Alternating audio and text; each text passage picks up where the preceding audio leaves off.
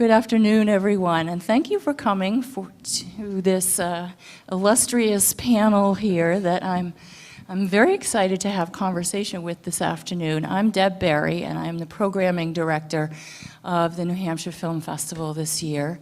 I think one of the important issues or elements of the landscape of documentary making today has a lot to do with that, and let's hold on to that for just a second, and we will definitely come back to it. So, John. Yeah, I mean, I agree with everything that's been said in terms of social engagement and social advocacy. I guess one of my concerns with the evolution of documentary is, I mean, the first film that really had a documentary film that had a big impact on me was Hoop Dreams. And I think it speaks to that evolution of documentary from kind of a stodgy interview-based model to something that creates a level of intimacy with an audience that I think, allows documentary to become a greater art form. And it seems like in today's funding environment, the longitudinal documentary where you're following a group of characters over a long period of time is definitely on the decline. And I think part of that is because there's no guarantee of a payoff for that story. And I was reading a quote once that said basically, you're asking me to fund a fishing trip, but I don't know if you're going to catch a small fish or a big fish. Unless you fix the payoff like catfish. Yeah, exactly. Which is a whole different story. And there's definitely a pressure to possibly create an environment or to have a set story before, as you're funding, that guarantees a payoff. But yeah, I mean, I think that's definitely one of the issues because if you create that level of intimacy, you have a greater art form and I think a better connection to the audience. And documentary filmmakers need to take chances, like's been said before, and this environment doesn't necessarily leave a lot of room sometimes to take those chances, and that's something that could be discouraging in the future. Great, that's another thing to come back to. Chico.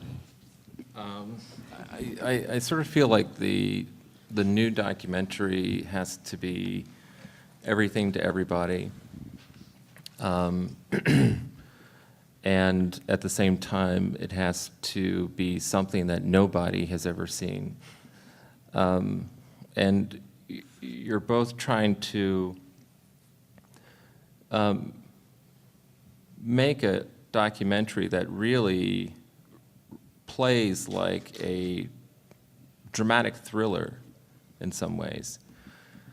And so, I mean, for me, I think it's a wonderful challenge, creative challenge, but I do think that it raises some ethical concerns in terms of what are we saying both to prospective funders about what this thing is that we are proposing, and how does that shape the landscape of documentaries in general, but specifically the project that you're working on. So are you being true to the story, or are you crafting a story to fit a particular market or a particular set of funders, prospective broadcasters, distributors, etc.? It's a real challenge. I'll talk a little bit from our sort of personal experience, but also from what I've seen is there is this saturation now of documentaries, and there is this interest that's starting to arise more and more from the documentary, and it is starting to be able to be used as a social tool, but also for entertainment. And so to be able to merge the two, where people are going to go because they think this is going to be a fun, interesting film, merge that with learning a lesson there. Be able to mix the two, I think, allows the documentary to have an incredible impact. And sort of what we've seen, just in terms of a lot of the documentaries, is that narrative format, merging the sort of the traditional storytelling structure and merging that within a documentary so that you keep the audience engaged. And our personal experience is we, as documentary filmmakers, we weren't going out there making money, because I think we know as documentary filmmakers, you're not doing it because you're going to make a ton of money. And sort of initially what we expected was just to create something that we loved and that would engage the audience, not knowing that there would be sort of this advocacy angle to it. But now we found that that in fact, if sort of creating something that's interesting, there is a message that can be told there that is going to be able to reach a broader audience.